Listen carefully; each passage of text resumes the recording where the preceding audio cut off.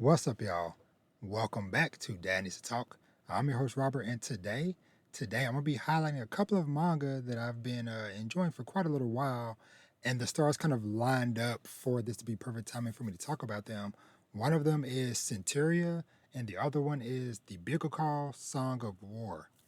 So, as I was kind of like thinking about, okay, I want to talk about a manga or something this week. I did read a good one, The Witch of Mongol, which I'll probably say that for a different day.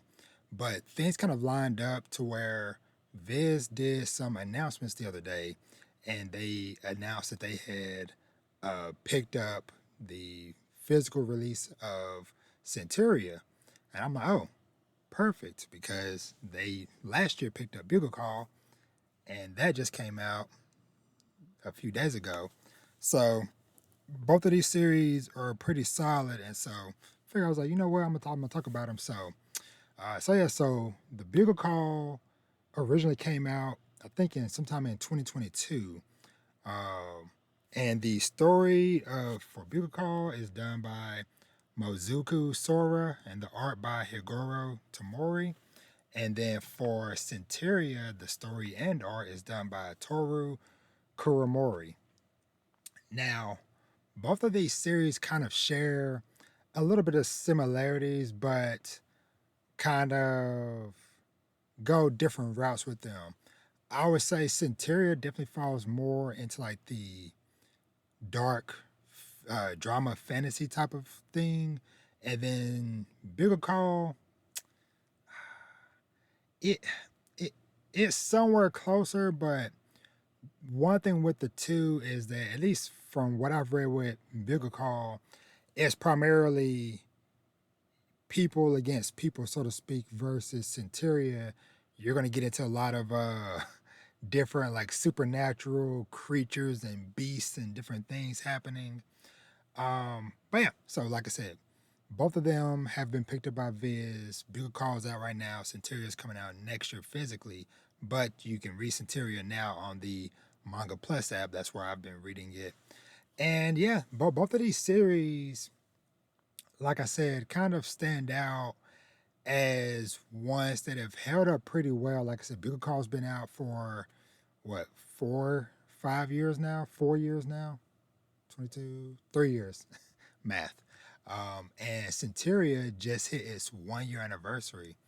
So I'm gonna talk about both of them kind of like in tandem, and then I'm gonna split off a little bit later and talk about each of them individually.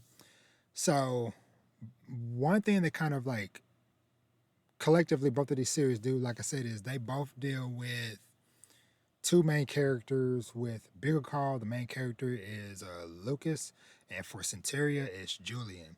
Both of them pretty much start off as like orphans that were abandoned, but taken into different routes. Where uh, Lucas, he was pretty much picked up by some mercenaries pretty young, versus Lucas, his mother's, Julian, his mother sold him off in Centuria, and he ended up as a slave. So both of these series, though, deal with people that have supernatural abilities.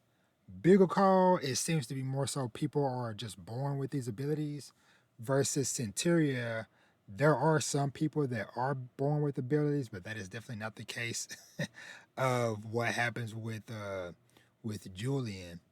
But I will say for both of them collectively, before I get into each of them individually, they both do a good job of getting a cast of characters to kind of, not just the main characters themselves, but the surrounding cast tend to be characters that you end up coming to enjoy and look forward to seeing some growth and progression. And both of them have done pretty well in that aspect.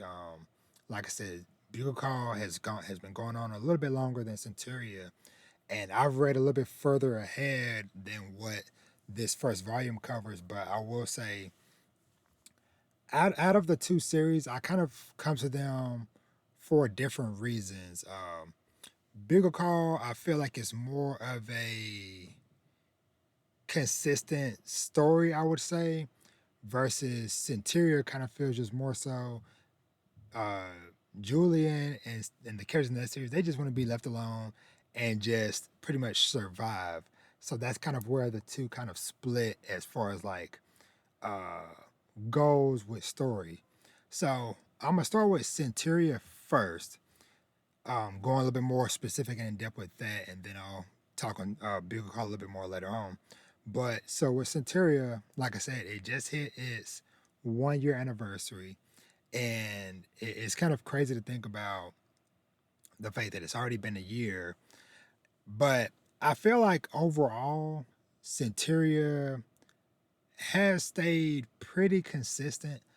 It has had a couple of maybe like slow dips and lows here and there, but I feel like with Centuria, it is definitely the kind of series that I will kind of like let a handful of chapters build up every now and then come back to it. It's not one of those series to where, I might go through like a little stretch, especially like right now we're in the middle of a huge fight and confrontation happening.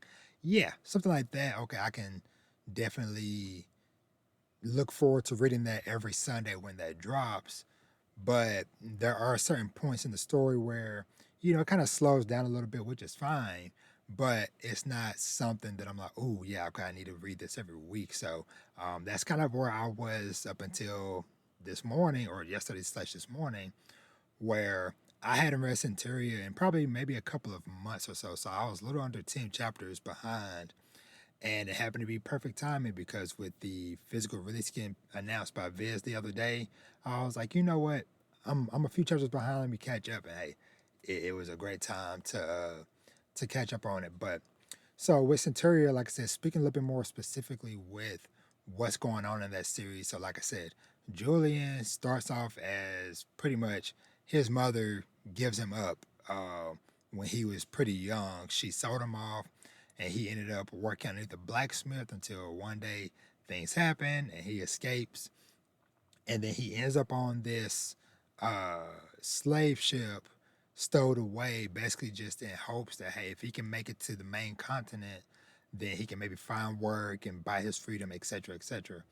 Well, he ends up meeting this super awesome character named Mira. She's a pregnant lady, and because he gets discovered that he's a stowaway, and so they're deciding like, okay, hey, are we gonna kill him and toss him overboard? What are we gonna do? But her and some of the other slaves kind of step up and people to show support and be like, no, hey, no, we'll share our food with him or whatever. And so pretty much going from there over the course of a very short amount of time, maybe just some days, um, they're out at sea selling and stuff, and Julian, make sure I get these characters straight. He's starting to kind of form a little bit of a bond with Mira, because like I mentioned, she's pregnant, and so he's kind of getting a chance to like really see, oh, this is what a actual mother who cares is like, and they start to form a bond. Well, one day the ship is in some trouble. It's getting pulled into like a horrible sea current or whatever, and so the ship owner and stuff is kind of just like, you know what, let's just kill a bunch of these slaves and toss them overboard or whatever to kind of like lighten the load and stuff with it so we can kind of, gain some speed. Well, then this ominous sea creature appears. And because pretty much by this point, Julian and Mirror are the only two survivors left.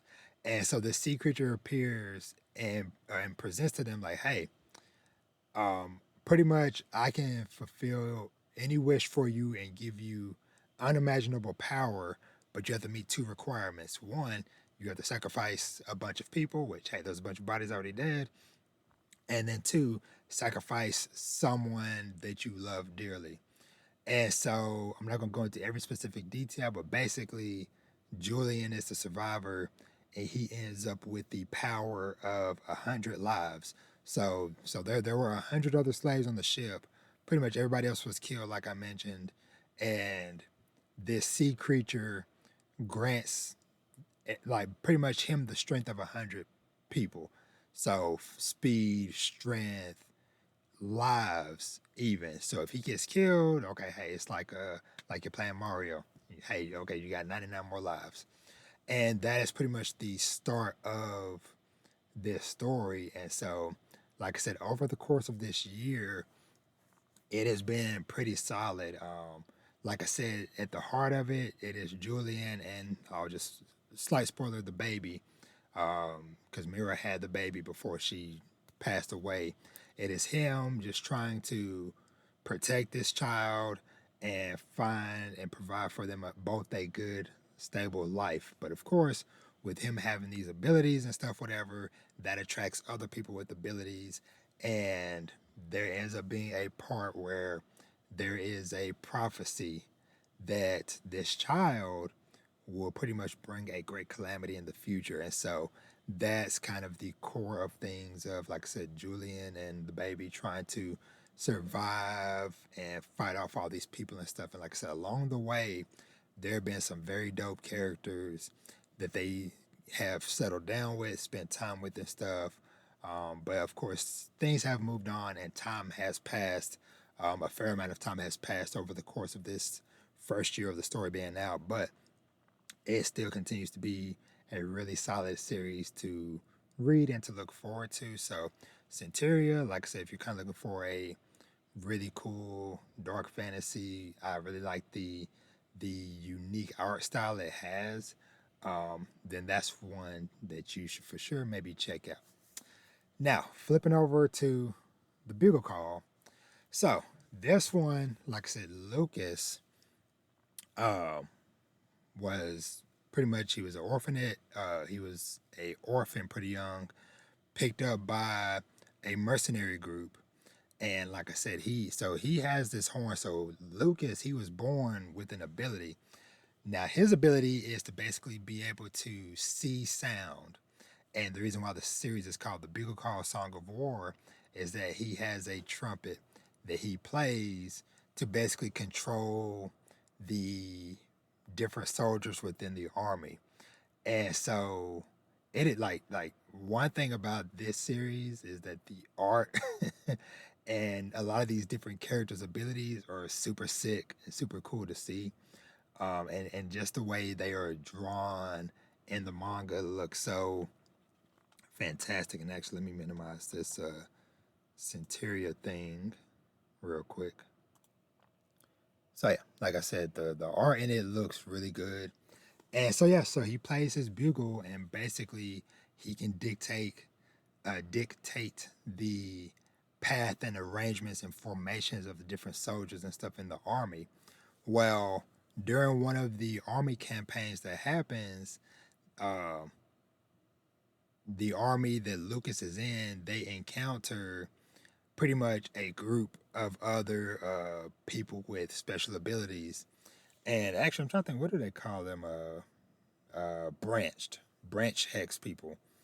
Uh, and so, yeah, so pretty much their army gets wiped out, and these people pretty much tell Lucas like, "Hey, we've been searching for you, or whatever. We want you to join our group and to help us in their conquest that they're doing." Because so in this world, there are, I think it's 9 pillars that pretty much contain a lot of like power and relics and different things like that. But there are 2 great pillars, one on each end of the country, world, however this map is laid out. I'll just say this country or whatever. 2 great pillars on opposite ends. And then in between, there are, 7 other pillars. And so, like I said, these pillars kind of help with the powers and stuff that these characters get. And so the characters that meet Lucas, they're basically trying to stop a calamity seemingly that is coming from the other great period on pillar on the other side of the continent, or however, like I said, the landmass and stuff is. And so, like I said, this one, even though it's not as like it doesn't get as fantastical, at least from what I've read so far, as some of these like crazy creatures and stuff that's in Centuria, there are still some pretty cool looking things and pretty interesting character designs and stuff that you see along the way. So, like I said, Lucas has this ability, like I said, to control things with his music, and like I said, people can see the sound lines and stuff. And so some of the other characters that you encounter include there's a dude who is super fast, like lightning fast, but his eyes can't keep up with his speed. So a lot of times he will run into different obstacles and stuff. But with the help of Lucas, he is basically able to just follow the path line of the light or whatever and attack and cut down people and stuff. So, but yeah, that his ability to reveal was definitely kind of like one of like the coolest shots in the manga because it kind of shows like these cool moments where like the guards and stuff in this area that they're infiltrating are like, hey, was that a bugle horn y'all heard? And then people seeing the light or whatever, and then people being mid-sentenced and then like their head getting lopped off and stuff like that. But yeah, but all in all though, Bugle Call, like I said, it has been pretty solid. Like I said, again, like I mentioned earlier, I have read a bit further ahead um, because, like I said, this just came out physically a few days ago. So I read it online like a year or so ago, a good chunk of it. And so one thing that I like about with the Bugle Call as well is that not only, of course, meeting these different characters and trying to see what their different abilities and stuff are, but also kind of wondering what are the different motives of the guy that is in charge of their group and stuff because he seems to be pretty nice and giving and helpful or whatever, but you kind of start to see certain moments where it's like, dude, do you have some other plans or some other things that you were using us for to try to achieve? And so that's been kind of like a fun little part of the story and the mystery is just kind of getting more layers peeled back on these characters and this world and different things like that. So, but yeah, so Bugle Call, like I said, really dope series. Highly recommended. Like I said, it is out right now, physically. And so, yeah, I think I'm gonna kind of keep it, like I said, short and sweet. With both of these series, like I said, I highly recommend them both, Centuria and the Bugle Call Song of War. I'm trying to think. I don't know if I had to pick one, that'd be kind of tough. That would be kind of tough because, like I said, they both kind of have different approaches to like I said, like a semi similar starting point, but vastly diverge. Because, like I said, Centuria is kind of more of like a, hey, we are just trying to fight for survival, versus Bugle Call is centered more around a war and a conquest that these characters are kind of working towards. So, but both series really good, highly recommended. And both of these series, I feel like hopefully between them both getting physical releases, and then hopefully in the coming years they might even get a anime adaptation, which I hope so because I think both of these series would work fantastically um, as anime because like with Bugle Call, being able to hear like the sound of his horn playing and stuff, and like so like the different crazy abilities and different things that's happening. And then, like I said, same thing with like Centuria. I think it would just be a very nice kind of like a dark, gritty uh, fantasy series that would be kind of cool. And I know like the first episode, really for both of them, but I think for sure for Centuria, that first episode would be like, oh, okay, yeah, we were locked in. Like I said, with the way that Julian gets his powers and stuff at the start of that series and stuff with how like I said how brutal and stuff it is. But yeah, so both of these series, hope for much success for them both, and hopefully I'll continue to get to talk about them at different points in time. I probably I have mentioned for sure Centuria and maybe even Bigger Call as well at some point within the bigger Danny's Talk podcast episodes and stuff. So there will definitely be more conversations and stuff had, but like I said, just wanted just to highlight these with, like I said, Centuria crossing its 1 year mark and getting picked up by Viz, and like I said, Bugle Call just now getting its physical release happening as well via Viz. So, but anyway, I'm gonna cut it off right there. So thank you so much for watching or listening. You can find me everywhere at Danny's to Talk, and stick around for all your conversations surrounding not only manga but also fatherhood and family, anime, TV shows, movies, and of course some video games. So if you enjoy any of that, stick around and subscribe, and I'll catch you on the next one. Y'all be easy. Peace.